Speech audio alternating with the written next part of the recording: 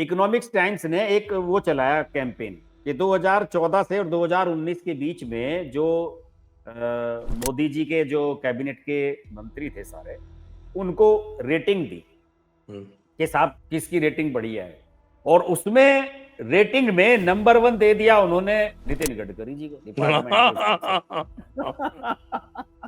कि गडकरी जी का काम नंबर 1 है, टॉप क्लास है, बढ़िया काम है, इंफ्रास्ट्रक्चर पे बढ़िया काम किया। तो उसके बाद से जो है गडकरी जी के मन में कहीं उस तरह का भाव पैदा हो गया कि 2019 में जो है मैं पीएम बन सकता हूं अगर दोबारा बीजेपी आती है तो। और वो जो मीडिया में मोदी के विरोधी लोग हैं, जो मोदी को दोबारा प्रधानमंत्री बनते नहीं देखना चाहते थे, वो पार्टी के भीतर एक इंटरनल कॉन्फ्लिक्ट शुरू करना चाहते थे, वो उन लोगों का प्लान किया हुआ एक पैकेज था कि गडकरी का नाम थ्रो करते हैं। जैसे अटल जी के समय में हमेशा अडवाणी जी का नाम चलाया जाता था कि साहब नहीं, हक तो अडवाणी जी का बनता है, रथ यात्रा तो उन्होंने निकाली थी। तो उसी तरीके से एक नैरेटिव ये बनाया गया कि भाई ये आरएसएस के भी फेवरेट हैं, मोदी जी की तो आरएसएस गए ही नहीं जब से प्रधानमंत्री बने, अभी गए 4-6 महीने पहले ही। तो उनके खिलाफ नैरेटिव बनाया गया कि आरएसएस की पहली पसंद नितिन गडकरी हैं, नागपुर में मुख्यालय है, पुराने हैं, फलाना है, जमीन से उठ के आए हुए हैं, मृदुभाषी हैं, महाराष्ट्र में बहुत बढ़िया काम किया जब मंत्री रहे।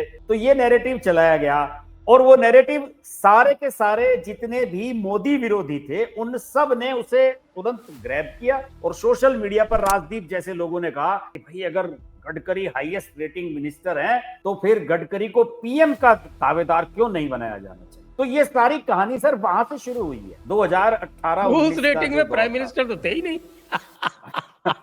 नहीं, उस प्राइम मिनिस्टर नहीं, वो केवल मंत्रियों के बारे में। वो तो सर मोदी के सामने एक पार्टी के भीतर से एक विकल्प खड़ा करने का एक नैरेटिव बनाया था ना, वो तो विरोधी मीडिया ने, सारे वामपंथियों ने, इन्होंने मिली। तो नितिन गडकरी उसमें सबसे सॉफ्ट टारगेट मिले कि यार यही है, और किसे कहेंगे।